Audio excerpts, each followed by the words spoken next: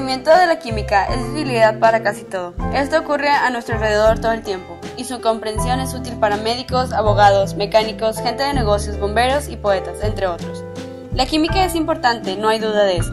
Se encuentra en el centro de los esfuerzos dirigidos a producir nuevos materiales que hagan nuestra vida más fácil y segura, para producir nuevas fuentes de energía que sean abundantes y no contaminantes, y para comprender y controlar muchas enfermedades que nos amenazan a nosotros y a nuestros suministros de alimentos. Aun si su futura carrera no requiere el uso diario de los principios químicos, su vida está influida en gran medida por esta ciencia. Aportes de la química en la medicina. La química nos proporciona vacunas, antibióticos y todo tipo de medicamentos que nos curan y protegen de las enfermedades. A ellos les debemos 1 de cada 5 años de nuestras vidas y gracias a ellos podemos vivir cada vez en mejores condiciones hasta edades más avanzadas. Según la finalidad que persiguen, se distinguen diversas clases de medicamentos. Antibióticos inhiben o destruyen las bacterias y otros microorganismos. Antipiréticos reducen la fiebre. Analgésicos alivian el dolor. Y antiinflamatorios reducen la inflamación.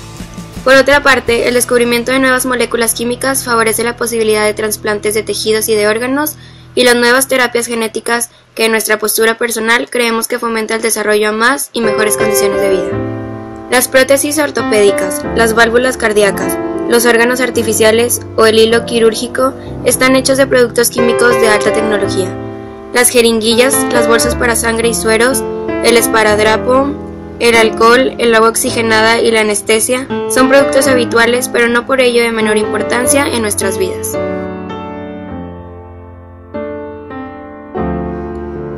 La guerra química se basa en una lucha armada utilizando como armamento mortal las propiedades tóxicas de sustancias químicas.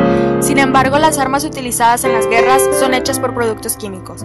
Las armas químicas se empiezan a usar habitualmente durante la Primera Guerra Mundial. Empezaron los alemanes con el gas cloro, luego aparecieron el fósgeno y el cloropitrina.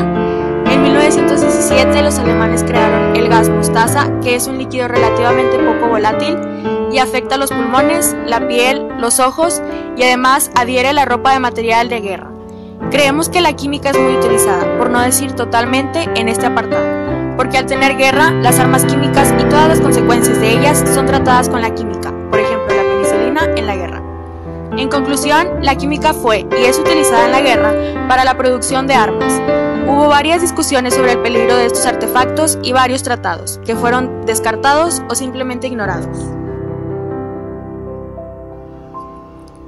La química es hoy en día uno de los procesos más aplicados en la industria de los alimentos.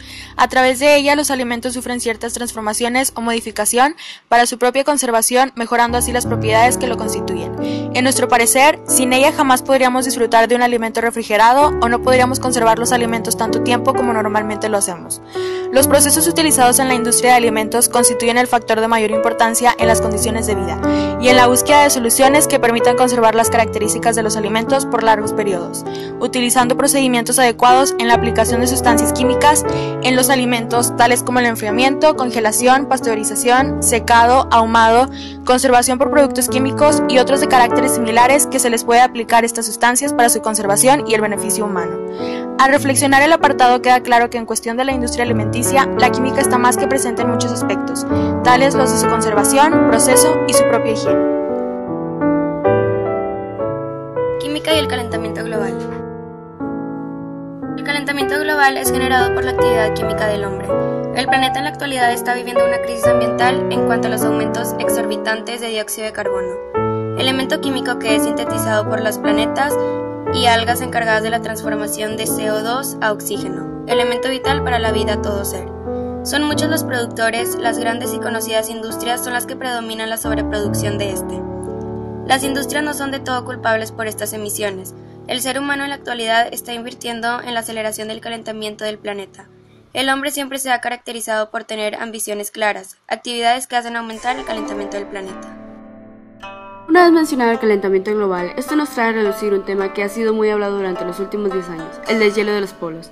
Hay evidencia de que la temperatura de los océanos ha aumentado, lo que podría haber sido el detonante original del adelgazamiento del casquete de hielo.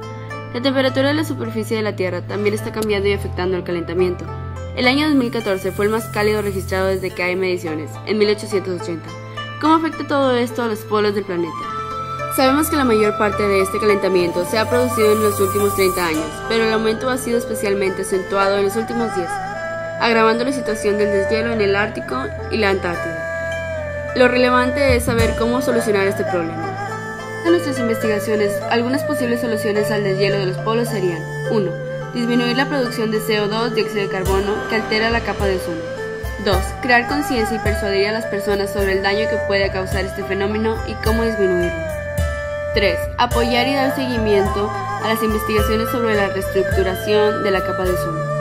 En resumen, lo que queremos hacer es crear conciencia en las personas y tomar acciones sociales para evitar que la capa de ozono se siga consumiendo.